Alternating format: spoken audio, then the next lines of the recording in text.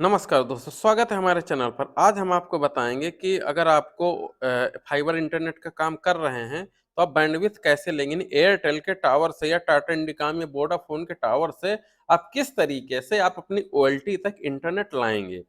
ठीक है दोस्तों, तो इसमें कई सारे तरीके हैं जिसमें हम पहला तरीका जो है वो एसएफपी टू एसएफपी यानी कि आपके पास जो एसएफपी मीडिया एसएफपी वो होती है डिवाइस होती है यानी कि एसएफपी का जो मॉड्यूल होता है उससे ज़रिए हम लाते हैं। तो उसमें सिंपल सा कुछ नहीं होता, बस आपको समझने वाली चीज़ है। इसमें होता क्या है कि आप अपने जो एयरटेल का टावर है, जैसे एयरटेल का टावर है आपसे कुछ दूर पर होगा, वहाँ पर आप मस्क जो होता है वहाँ पर एयरटेल में एक मशीन होती है जिसको कहा जाता है मस्क। तो आपको क्या कहते हैं मस्क से आपको एयरटेल का पोर्ट मिलेगा यहाँ पर, ये मस्क होगा, यहाँ पर एयरटेल का पोर्ट मिलेगा और वो बताएँगे कि आपको 20 नंबर, 21 नंबर, 2 नंबर, 4 नंबर किस पोर्ट पर आपको बैंडविड्थ आपका पोर्ट अलॉट किया गया है। तो वहाँ पर इस एसएफपी को आपको उसी पोर्ट में आपको कनेक्ट कर देना है जिस पोर्ट में आपको बताया गया हो। इसके बाद सेम एसएफपी या कुछ किलोमीटर ज़्यादा की आप यहाँ पर लगा सकते हैं। जैसे कि मैं बता दूँ मॉडल आप जब भी लीजिएगा, तो ये मॉडल लीजिएगा 1.25 जी यानी कि 1.25 गीगाबिट्स जीबीपीएस की होती है, यानी इतना 1 जीबी से ऊपर का लिंक बनेगा बीच का आपका। 11-10 नैनोमीटर और 10 से 20 किलोमीटर की कोई सी भी एसएफपी आप लगा सकते हैं। चाहे 10 किलोमीटर की लगा दीजिए, 15 लगा दीजिए या 20 किलोमीटर के लगा दीजिए, तो सेम एसएफपी आपको लगाना है। जब एसएफपी लग जाए तो आपको फाइबर केबल कनेक्ट करना है।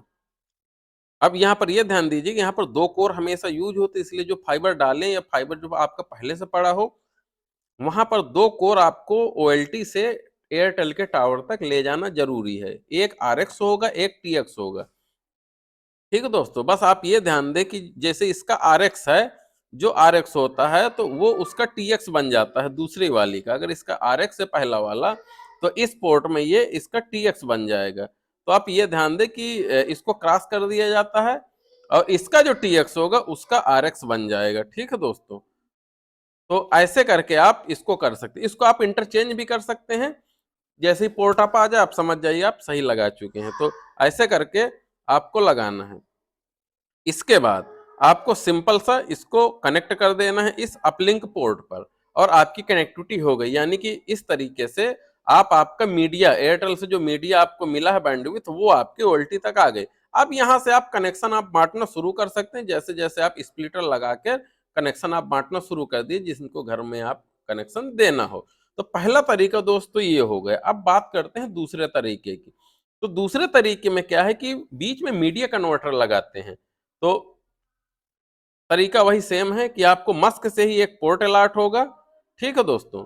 और यहाँ पर आपको इस पोर्ट से जो आपका मस्क है, जो पोर्ट बताया जाए उससे कनेक्ट करके आपको यहाँ तक आपको फाइबर लाना है जैसा मैंने पहले बताया। अंतर सिर्फ इतना ही उसमें इसमें बीच में ओएलटी और एसएफपी के बीच में आपका एक मीडिया कन्वर्टर लग जाता है और ये एसएफपी यहाँ पर कनेक्ट हो जाती है और यहाँ से एक कॉपर की ईथरनेट केबल कैट6 आप इस पोर्ट में लगा दीजिए जो आपका ओएलटी का अपलिंक कॉपर पोर्ट है। बस अंतर इतना, बस इसमें फायदा या नुकसान मैं बता दूं। फायदा तो नहीं है, सिर्फ नुकसान है आपका। नुकसान ये है कि यहाँ पर आपको मीडिया कन्वर्टर में पैसे आपके खर्च होंगे। दूसरी बात ये लेटेंसी को बढ़ाता है। ठीक है दोस्तों, ये लेटेंसी को भी बढ़ाता है। तो इस तरीके का भी इस्तेमाल पहले करते थे, अभी भी किया जाता है। ये तरीका तब जाके ज्यादा प्रेफर होता है जब क्या कहते हैं आपका अगर ये अपलिंक जो पोर्ट है वो आपके अगर खराब हो जाते हैं, तब आप इस तरीके के इस्तेमाल करके आप इसमें उस खराब ओएलटी में इंटरनेट को इन करा सकते हैं, बैंडविड्थ ले सकते हैं। अब बात करते हैं तीसरे तरीके की, जो कि तीसरा है। तो यानी कि इसका इस्तेमाल तभी करना जब आपके पास ये दोनों तरीके आपके खत्म हो जाते हैं। इसके बाद तो पहला जिस तरीका है तो इसमें होता है हम वायरलेस लिंक का प्रयोग करते हैं, जिसमें आपको एयरटेल का जो टावर है, टावर से आपको एक डिवाइस बांधना है।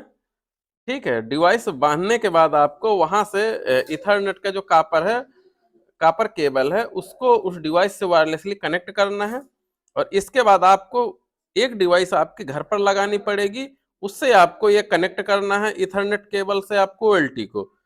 ये आपको बीच में एक वायरलेस लिंक प्रोवाइड करा देगा, जिससे आप एयरटेल का मीडिया आप अपने सेंटर तक या ओल्टी तक ला सकते हैं। लेकिन इसमें कमी सिर्फ इस बात की है कि अगर मौसम खराब होता है या हवा ज़्यादा चलती है, उस समय आपका लिंक थोड़ा-सा डिस्टर्ब हो सकता है।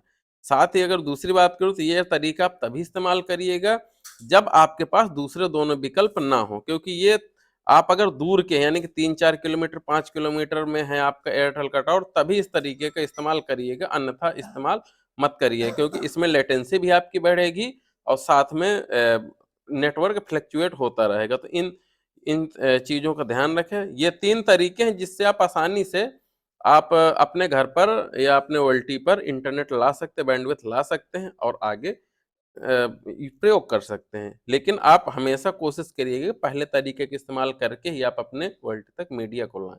तो दोस्तों कैसा रहा वीडियो? अगर पसंद आया तो लाइक, सब्सक्राइब, शेयर ज़रूर करें। ऐसे ही वीडियो के लिए बने रहें हमारे चैनल पर। ठीक है दोस्तों? तो धन्यवाद। जय हिंद, जय भारत।